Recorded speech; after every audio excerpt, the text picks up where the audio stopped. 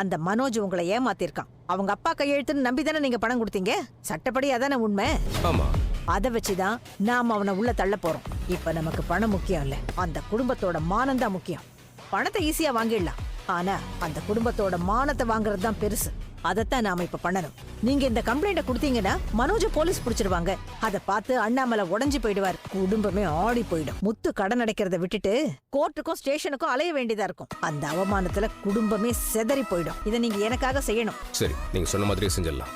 மனோஜ் மேல கம்ப்ளைண்ட் கொடுத்து அவனை அரெஸ்ட் பண்ண வைக்கிறேன். நீனா எலெக்ஷன்ல என்ன சந்தி சிரிக்க வச்சல, உங்களை நான் நிம்மதியா வாழ விட மாட்டேன்டி. அப்பா என்னடா ஒரு சந்தோஷமான விஷயம்பா. இந்த வீட்டுல சந்தோஷமான ஒரு விஷயம் நடந்தே ரொம்ப நாள் ஆச்சுடா. நீங்க நடந்துருக்குதுப்பா. என்ன விஷயம் சொல்றேன்ப்பா. ரவி பழகுறல என்னடா? அது ஒரு நல்ல விஷயம் சொல்லக்கு தானே உனக்கு கூப்பிட்டேன். நம்ம வீட்டு பிரச்சனையில ஒரு பங்கு குறைஞ்சிருக்குதுப்பா. சரியா கணக்கு போட்டா 20.83% குறைஞ்சிருக்குது. என்னடா ஏதோ பெர்சன்டேஜ் எல்லாம் சொல்ற? என்ன கணக்கு? எல்லாம் உன் திட்டு கணக்கு தான்டா. எதை பத்தி நான் சொல்றேன்? இவனால அந்த வீட்டு மேல வந்துச்சடா கடன் 48 லட்ச ரூபா. அதுல 10 லட்ச ரூபா குறைஞ்சிருச்சு. 10 லட்சம் குறைஞ்சிருக்கா? ஆமா அத்தை, அந்த பைனான்சியரை பார்த்து 10 லட்சம் கட்டிட்டோம். சந்தோஷமான விஷயம் தான். என் நம்பிக்கை வீண் போல. இன்னும் 38 லட்ச ரூபா தான் பாக்கி இருக்குது. டேய் முத்து, எப்படிடா இவ்வளவு சீக்கிரத்துல 10 லட்சம் ரெடி பண்ண? அது ஒரு சூப்பரான வழி இருக்குடா. ஆனா அதை சொன்ன உனக்கு புரியுமான்னு தெரியலையே. அப்படின்னு வழி? நேர்மையா உழைச்சு சம்பாதிக்கிறது. உனக்கு இது தெரியாதுல்ல? முத்து, 10 லட்சங்கிறது பெரிய தொகை. அது எப்படி ரெடி பண்ணி கொடுத்த? எங்கேயாவது கடன் வாங்கியிருப்பாங்க. கடன் வாங்குறது உனக்கு மனோஜுக்கும் தான் பழக்கம், அவங்களுக்கு இல்ல. கவலைப்படாதீமா, நாங்க எக்ஸ்ட்ரா எதுவும் கடன்லாம் வாங்கல. நாங்க உழைச்சி சேர்த்து வச்சதுன்னு எல்லாம் சேர்த்து வச்சு கட்டியிருக்கோம். அது மட்டும் இல்ல அங்கிள், மீனா அவங்க தாலி செயினை வித்துட்டாங்க. தாலி செயினை வித்துட்டீங்க? நீயே இப்பதானே வாங்கி கொடுத்த. பரவாயில்லப்பா, திரும்ப வாங்கி கொடுத்துக்க போறேன். கையில உழைப்பு இருக்குல்லப்பா, அது போதும்பா. முதல்ல கடன் அடிச்சா போதும்பா. நாங்க மட்டும் இதுக்காக காசு கொடுக்கலப்பா. ரவியும் பழகுறலும் 1 லட்ச ரூபா கொடுத்தாங்கப்பா. ஓஹோ. அப்பா, என்னால அதிகமா எதுவும் ரெடி பண்ண முடியலப்பா. என்னால முடிஞ்சதை கொடுத்தேன். உங்க 2 பேத்துக்கு சம்பந்தம் இல்லாத கடனை நீங்க கட்டுறீங்க. சம்பந்தமா இருக்கிறவ 1 ரூபா கூட உழைச்சு சம்பாதிச்சு கொடுக்க மாட்டேங்கிறான். என் ஷோரூம் நல்லா தான் போயிட்டு இருக்கு. எப்படியோ இந்த வீட்டுல இருக்கிற என் ஷேர் அவனுக்கு கொடுக்கறேன்னு சொல்லிட்டீங்கல்ல, அதுக்காக தான் காசு கொடுத்துருக்காங்க. உன் புத்தி வேற எந்த மாதிரி யோசிக்கும்? நல்லா திருத்தவே முடியாது. மீனா, நீ ஏமா நகையை வித்த? பரவாயில்ல மாமா, என் புருஷன் எனக்கு வாங்கி கொடுப்பாருன்னு நம்பிக்கை இருக்கு. முதல்ல இந்த வீட்டை காப்பாத்திட்டா அது போதும். நீ ஒன்னும் கவலைப்படாதப்பா. இப்போதைக்கு 10 லட்சம் கட்டியாச்சு. சீக்கிரமா மிச்சம் இருக்கிற 38 லட்சத்தையும் கட்டிடலாம். அந்த பைனான்சியர் கிட்ட நாங்க எழுதி வாங்கிட்டு வந்திருக்கிறோம்.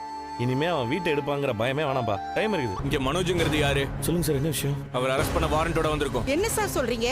என் பையனை எதுக்கு சார் அரெஸ்ட் பண்ண வந்திருக்கீங்க? அவன் எந்த தப்பு பண்ணிருக்க மாட்டான். சார், என்ன சார் பிரச்சனை? மனோஜ் அவர் அப்பா கையெழுத்த போலியா போட்டு கடன் வாங்கி இருக்கிறதா பைனான்சியர் போலீஸ் கம்ப்ளைண்ட் கொடுத்திருக்காரு. கம்ப்ளைண்ட் கொடுத்திருக்கானா? ஆமா, ஃபோர்ஜரி அண்ட் சீட்டிங் கம்ப்ளைண்ட். அந்த கேஸ்ல அரெஸ்ட் பண்றோம். மனோஜ்ங்கிறது இங்க யாரு? என்னமா இப்படி சொல்றாங்க? ஓ, நீதான் மனோஜா? புடிங்க அவனை. ஏய், எங்கடா ஓடுற? அம்மா அம்மா அம்மா, என்ன காப்பாத்து மாமா. சார், ஒரு நிமிஷம். அந்த ஃபைனான்சியர் கிட்ட நாங்க கடன் வாங்கினதெல்லாம் உண்மைதான் சார். அது இப்பதான் சார் நாங்க அடைச்சிட்டு வரோம். சார், இங்க பாருங்க சார், அவரே ரெசிப்ட் போட்டு கொடுத்திருக்காரு. மீதி பணம் கட்ட டைமும் கொடுத்திருக்காரு சார். ஆமா சார், அவர் கம்ப்ளைண்ட் கொடுத்திருக்க வாய்ப்பே இல்ல சார். கடனுங்கிறது வேற விஷயம்பா. ஆனா போலி கையெழுத்து போட்டுல சீட்டிங் பண்ணிருக்கான். சட்டப்படி இது கிரிமினல் அஃபென்ஸ். அவர் கம்ப்ளைண்ட் கொடுத்ததுனால தான் நாங்க ஆக்ஷன் எடுக்கிறோம். சார், நாங்க தான் பணத்தை கட்டிடுறோமே சார். பணத்தை விடு, இவன் அப்பா யாரு? அவர்தான் சார் எங்க. சார், உங்க பையன் உங்க கையெழுத்து போட்டு தானே கடன் வாங்கியிருக்கான். கம்ப்ளைண்ட் வந்தா நாங்க ஆக்ஷன் எடுப்போங்க. சார், நான் எங்க அப்பா கையெழுத்து தானே போட்டேன், வேற யாரோட கையெழுத்தும் போடலையே. நீ உன் வீட்ல உட்காந்து யார் கையெழுத்த வேணாலும் பேப்பர்ல போட்டு பாரு. ஆனா கடன் பத்திரத்துல இன்னொருத்தர் சைன் போடுறது சட்டப்படி குற்றம். இன்னும் என்னெல்லாம் ஃபோர்ஜரி பண்ணிருக்க? நட ஸ்டேஷனுக்கு. ஆமா ஆமா, சொல்லுங்கம்மா. சார், அவனை விட்டுடுங்க சார். அவன் ஜெயிலுக்கெல்லாம் போய் பழக்கம் இல்ல சார். அப்ப ஃபோர்ஜரி பண்ண மட்டும் பழக்கம் இருக்கா? சார், கொஞ்சம் டைம் கொடுங்க சார். அந்த ஃபினான்ஷியர் நான் அதெல்லாம் பேசுறேன். ஸ்டேஷன்ல வந்து பேசிக்கங்க. டேய், நடடா. போறானா? என்ன காப்பாத்து மாமா. எனக்கு பயமா இருக்கு மாமா. ஏங்க, என் பிள்ளைய கூட்டிட்டு போறாங்க, அவனை காப்பாத்துங்க. யார காப்பாத்தணும்? என்ன காப்பாத்தணும்? உன்னால மட்டும்தான் அவன் அப்படி ஆயிட்டான். இப்ப சந்தோஷமான கேள்றா முத்து. அவனை இப்படி ஆக்குனதே இப்பதானே பாரு. எல்லாரும் எப்படி ரோட்ல நின்னு வேடிக்கை பாக்குறாங்க. இப்ப எல்லாமே ரோட்டுக்கு வந்துருச்சு. இப்ப சந்தோஷமான கேள்றா. அவனை ஒரு கிரிமினல் ஆக்கி வச்சிருக்கான். முதல்ல இவ்வளவு புடிச்சிட்டு போக சொல்றா. டென்ஷன் ஆகாதீங்கப்பா. ரொம்ப சந்தோஷம். நான் சொன்ன மாதிரியே கரெக்டா பண்ணிட்டீங்க. ஆனா என்ன ஒரு சின்ன வருத்தம். என்ன வருத்தம்? போலீஸ் வீட்டுக்கு வந்து அவனை அரெஸ்ட் பண்ணி இழுத்துக்கிட்டு போறப்போ அந்த குடும்பமே ரோட்ல நின்னு அவமானப்பட்டிருக்கோம்ல. அதத்தான் நேர்ல பார்க்க முடியாம போச்சு. ஆனா நீங்க நினைச்சது நடந்துருச்சுல்ல. மனோஜ் கொஞ்ச நாளைக்கு வெளியிலேயே வரக்கூடாது. அவன் உள்ளவே இருக்கட்டும். போர்ஜரி கேஸ்ல அவ்வளவு ஈஸியா வெளியே வரவும் முடியாது, பெயிலும் கிடைக்காது. ரொம்ப நல்லது. அந்த திமிர் பிடிச்ச முத்துவும் மீனாவும் அவனை காப்பாத்துறதுக்காக தெரு தெருவா அலையணும். முதல்ல வீட்டை காப்பாத்துறதுக்கு பணம் சம்பாரிச்சாங்கல்ல, இப்ப காப்பாத்த முடியலையேன்னு அலறணும். இதுக்கு மேல அவங்களோட ஃபோக்கஸ் பணம் சம்பாதிக்கிறது மேல இருக்காது. அதுக்குள்ள நம்ம கொடுத்த டைமும் முடிஞ்சிடும். வீட்டை ஜப்தி பண்ணிடலாம். அது நடந்துட்டா போதும். அந்த மொத்த குடும்பமும் தெருவுல வந்து நிக்கணும். ஆனா அந்த முத்துவை மீனாவையும் நம்ம அண்டர்ஸ்டிமேட் பண்ணக்கூடாது. கொஞ்ச நாள்லயே 10 லட்ச ரூபா ரெடி பண்ணிருக்காங்க. இப்போ அவங்க மனோஜ் வெளியெடுக்க என்ன வேணாலும் பண்ணுவாங்க. இந்த வேகத்துல பணம் சம்பாதிக்கிறதையே மறந்துடுவாங்க. கடனை உடனே வாங்கி 10 லட்சத்தை ரெடி பண்ணிருக்கலாம். மீதி 38 லட்சம் அவ்வளவு சாதாரண விஷயம் இல்ல. ஆண்டி ஆண்டி சரி, நான் அப்புறமா கூப்பிடுறேன். சரி, ஓகே. ஆண்டி வா ரோகிணி. ஆண்டி ஏன் முகலாம் ஒரு மாதிரியா இருக்கு? என்னாச்சு? என்னாண்டி நீங்க இப்படி பண்ணிட்டீங்க? மனோஜ் போலீஸ் பிடிச்சிட்டு போயிட்டாங்க. 48 லட்சம் ரூபாய் ஃபோர்ஜரி கேஸ்ல அவனை அரெஸ்ட் பண்ணிருக்காங்க. அந்த ஃபைனான்சியர் உங்களுக்கு தெரிஞ்சவர் தானே? அவர் ஏன் ஆண்டி இப்படி பண்றாரு? எல்லாம் எனக்கு தெரிஞ்சுதாமா நடந்துச்சு. தெரிஞ்சோ ஏன் ஆண்டி இப்படி விட்டீங்க? நீ இரு ஏன் இவ்வளவு டென்ஷன் ஆகுற? என்ன ஆண்டி இப்படி கேக்குறீங்க? ஒரே ஒரு வார்த்தை என்கிட்ட சொல்லிருக்கலாம்ல. மனோஜ் ரொம்ப பாவம் ஆண்டி. இந்த கேஸ்ல இருந்து அவர் எப்படி வெளியே வருவாரு? அவர் அங்கிளோட சைனை போட்டதெல்லாம் உங்களுக்கு தெரிஞ்சுதானே நடந்தது? முத்துவும் மீனாவும் பணத்தை குடுக்கறேன்னு தான் சொல்லிருக்காங்க. அப்புறம் ஏன் ஆண்டி ஃபைனான்சியர் இப்படி பண்ணாரு? மனோஜ் அரெஸ்ட் பண்ணிட்டாங்கன்னு தெரிஞ்சதும் எனக்கு ரொம்ப கஷ்டமாயிடுச்சு ஆண்டி. பேச வேண்டியதெல்லாம் பேசி முடிச்சிட்டியா? இன்னும் நீ ஏமாளியாவே இருக்கிறியே. நான் இதெல்லாம் உனக்காக தான் பண்ணேன் ரோகிணி. எனக்காகவா? ஆமா கண்ணு. மனோஜ் நீயும் சேரணும்னு நீ அதிகமா யோசிக்கிறியோ இல்லையோ, நான் அதை விட அதிகமா யோசிக்கிறேன். அதனாலதான் உனக்காக நான் இதெல்லாம் பண்ணிக்கிட்டு இருக்கேன். எனக்கு புரியல ஆண்டி. புரியுற மாதிரி சொல்றேன் கண்ணு. இப்ப அவங்க வீடு ஜப்திக்கு வர நிலைமையில இருக்கு. ஆனா முத்துவும் மீனாவும் ஃபைனான்சியர் கிட்ட டைம் வாங்கி அதுல 10 லட்சம் ரூபாய் பணத்தை ரெடி பண்ணி கட்டியிருக்காங்க. அவங்க இவ்வளவு சீக்கிரம் கட்டுவாங்கன்னு நானும் எதிர்பார்க்கல. ஒரு விஷயத்தை தெரிஞ்சுக்க, அந்த வீட்டுல ஏதாவது பிரச்சனை இருந்துகிட்டே இருந்தாதான் நீ அந்த வீட்டுக்குள்ள நுழைய முடியும். அங்க அமைதியா இருந்ததுன்னு வச்சுக்கோ, உன் வாழ்க்கையில புயல் அடிக்கும்.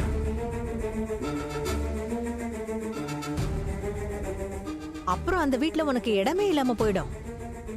மனோஜ் உன் கூட சேரணும்னா மனோஜ முதல்ல அந்த குடும்பத்துல இருந்து பிரிக்கணும். அந்த வேலையை தான் நான் இப்ப பண்ணிக்கிட்டு இருக்கேன். அதுக்கு அவர் ஜெயிலுக்கு தான் போகணுமா? அப்புறம் அவர் என்கிட்ட இருந்து மொத்தமா பிரிஞ்சிருவாரே ஆண்டி. இங்க பாரு, நான் எல்லாத்தையும் யோசிச்சு பார்த்து தான் பண்ணிக்கிட்டு இருக்கேன். அந்த வீட்டை மீட்கணும்னு முத்துவும் மீனாவும் காசு சேர்த்துக்கிட்டு இருக்காங்க. மனோஜை தூக்கி உள்ள வச்சதும் இப்ப அவங்க முயற்சி மனோஜை எப்படி வெளியில கொண்டு வரணுங்கிறதுல தான் இருக்கும். வக்கீலு, கோர்ட்டு, கேஸுன்னு அவங்க அலைஞ்சு தடுமாறுவாங்க. அப்ப நீ என்ன பண்ணணும் தெரியுமா? ஏதாச்சும் பண்ணி நீ போய் மனோஜை காப்பாத்தணும். மனோஜை காப்பாத்தி வெளியில கூட்டிட்டு வரணும். நான் எப்படி ஆண்டி மனோஜை காப்பாத்த முடியும்? ஏதாவது பண்ணு ரோகிணி. உங்ககிட்ட இருக்கிற நகையை வை, உடனே வக்கீல ஏற்பாடு பண்ணு, மனோஜை வெளியில கொண்டு வர மாதிரி நடி.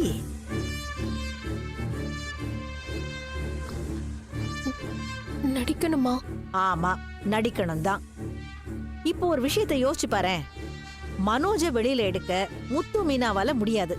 ஏன்னா அவ்வளோ பணத்தை கொடுத்து ஃபைனான்சியர் நோ அப்ஜெக்ஷன் சர்டிபிகேட்டை கொடுத்தாதான் மனோஜால வெளியில வர முடியும். ஆனா அவரு கொடுக்கறது கஷ்டம். அதனால நீ மனோஜை எப்படியாவது வெளியில எடுக்கிறதுக்கு பாரு. முத்துவும் மீனாவும் உன்னை கைவிட்டாங்க மனோஜ். உன் குடும்பமும் உன்னை கைவிட்டுருச்சு. உனக்காக நான் மட்டும்தான் ஓடி வந்திருக்கேங்கிறத அவன் மனசுல பதியவை. இந்த மாதிரி இக்கட்டான நேரத்துல யாரு உதவி பண்றாங்களோ அவங்க மேலதான் பாசம் வரும். மனோஜ் உன்னை மறுபடியும் நம்ப ஆரம்பிப்பான். அப்படியே அந்த வீட்ல இருந்து அவனை பிரிச்சு தனியா கூட்டிட்டு வந்துடலாம். அந்த 48 லட்சத்தை அவன் ஏன் அடைக்கணும்? என்ன சொல்றீங்க ஆண்டி? ஆமா ரோகிணி, அந்த கடனை ஓம் புருஷன் எதுக்காக அடைக்கணும்? இதோ பார், மனோஜை நீ வெளியில கூட்டிட்டு வந்துட்டேன்னு வையே, அப்புறம் அவனுக்கும் அந்த வீட்டுக்கும் சம்பந்தம் இல்லாம போயிடும். அதே மாதிரிதான் அந்த கடனுக்கும் அவனுக்கும் சம்பந்தம் இல்லாம போயிடும். அப்புறம் உன்னை வெளியில அனுப்புறவங்க எல்லாரும் நடுத்தருவுக்கு வந்துருவாங்க. நீ பாட்டுக்கும் உன் புருஷனை கூட்டிட்டு போய் உன் வாழ்க்கைய வாழ பாரு. எனக்கு தெரிஞ்சு இதான் சரியான வழி. இப்பவே நீ ஸ்டேஷனுக்கு போ, மனோஜை விட சொல்லி கெஞ்சி அழுதுரு. மனோஜை உன் வழிக்கு கொண்டு வா. அவங்கிட்ட உன்னை எப்படியாவது நான் வெளியில கொண்டு வந்துருவேன்னு சொல்லு. என்னால அது முடியுமா ஆண்டி? அதெல்லாம் அப்புறமா பாத்துக்கலாம் ரோகிணி. நீ அவனுக்காக ட்ரை பண்றங்கிற விஷயம் அவனுக்கு தெரியணும். போ, நீ முதல்ல ஸ்டேஷனுக்கு போ. ஆண்டி, நீங்க சொன்ன அந்த ஃபைனான்சியர் கேப்பார்ல, மனோஜ் வெளியே விட சொல்லுங்களேன். அது ரொம்ப கஷ்டம்மா. ஏன்னா அந்த ஆளு கொஞ்சம் பணத்தாசை பிடிச்சவரு. எதையும் லாபம் இல்லாம பண்ண மாட்டாரு.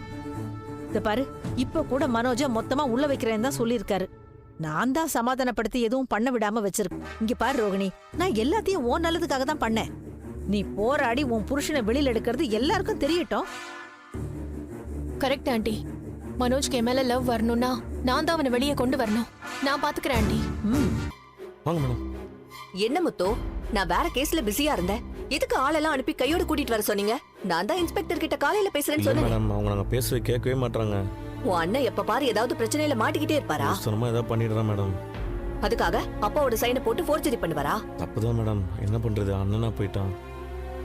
வீட்ல மாமா ரொம்ப கவலையா இருக்காரு. எப்படியாவது அவரை வெளியே எடுங்க மேடம். சரிம்மா, நான் பேசி பாக்குறேன். வாங்க. நீங்களாம் இங்கே இருங்க. எல்லாரும் போய் பேசினா டென்ஷன் ஆயிடுவாரு. நான் போய் பேசிட்டு வரேன். ரொம்ப தேங்க்ஸ் ஸ்வேதா. சரியான நேரத்துல போய் லாயரை கூட்டிட்டு வந்துட்டீங்க. இதுல என்ன இருக்கு மீனா? மாட்டிக்கிட்டது மனோஜ் அண்ணாவாச்சே. நீங்க ஒன்னும் வரி பண்ணிக்காதீங்க. அவரை எப்படியாவது வெளியில கொண்டு வந்துடலாம்.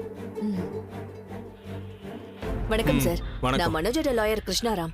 உங்களை எப்படி மேடம் தெரியாம இருக்கும்? உட்காருங்க. தேங்க்யூ. இவ செஞ்சு கிளம்புங்க.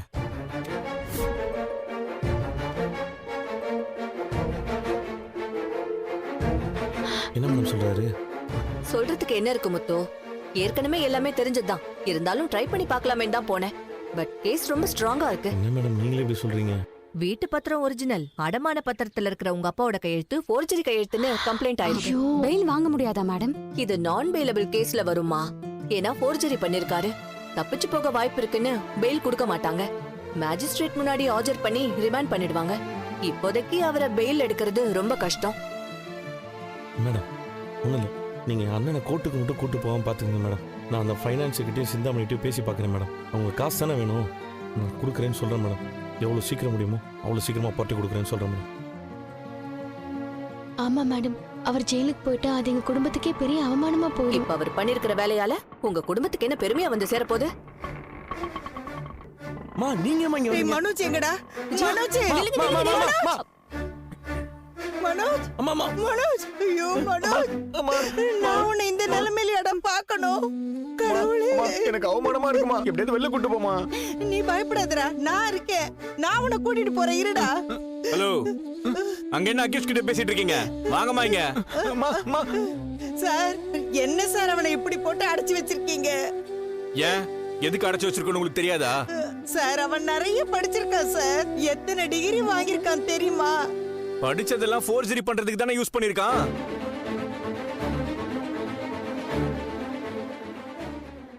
எனக்கு உன் மாமியார் வீடு ரொம்ப பிடிச்சிருக்கு. நல்ல ஏரியா இல்ல? எவ்வளவு பெரிய வீடு, விசாலமா இருக்கு.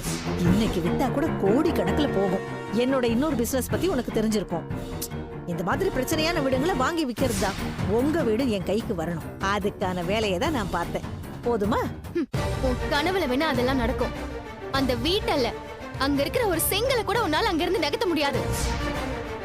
மனோஜ் மேல கேஸே இல்லாம வெளியில வரதுக்கு ஒரே வழி அந்த ஃபைனான்சியர் கேஸ வாபஸ் வாங்குறது மட்டும்தான். உனக்கு இன்னைக்கு சாயந்தரம் வரைக்கும் டைம் தர. கொடுத்த கம்ப்ளைண்ட வாபஸ் வாங்க சொல்லு. மிரட்டுறியா? உன்னால பாதிக்கப்பட்ட அத்தனை பேரும் சேர்ந்து உனக்கு எதிராக திரும்பினா உன் நிலைமை என்ன ஆகும் தெரியுமா? அப்படியெல்லாம் செஞ்சா நீ ஜெயிலுக்கு தான் போவ. இது இவங்க எல்லாரும் உனக்கு எதிராக கொடுத்த கம்ப்ளைண்ட்.